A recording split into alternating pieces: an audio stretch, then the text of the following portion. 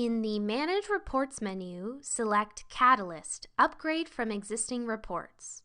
You'll need to identify the DISC learners you want to upgrade to Catalyst. There are two options to do this. First, you'll see the Access Code Search. Add your desired search criteria, then click Search. Select which access codes you want to upgrade from the results list by clicking the box to the left of the name and click Next.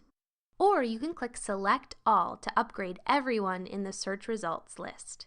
Your other option is to use the email address upload option.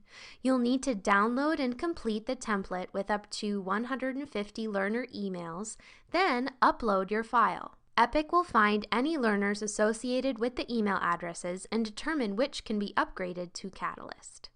Here you'll be prompted to choose an organization for the learners you selected. And if you would like, you can choose a folder and subfolder to help with sorting the reports in Epic. You'll then see the upgrade options for your selected learners under the Learners Ready to Upgrade tab.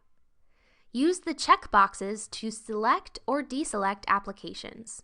Click the X to remove a learner from the list.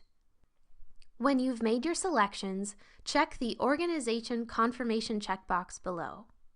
When you're ready, click Upgrade, and Epic will get to work on creating the Catalyst access codes and sending invitation emails to the learners. You can sit back and relax as the work is being done for you. Just know the more learners you upgrade, the longer the process will take. There are two other features you should be aware of as you go through this process.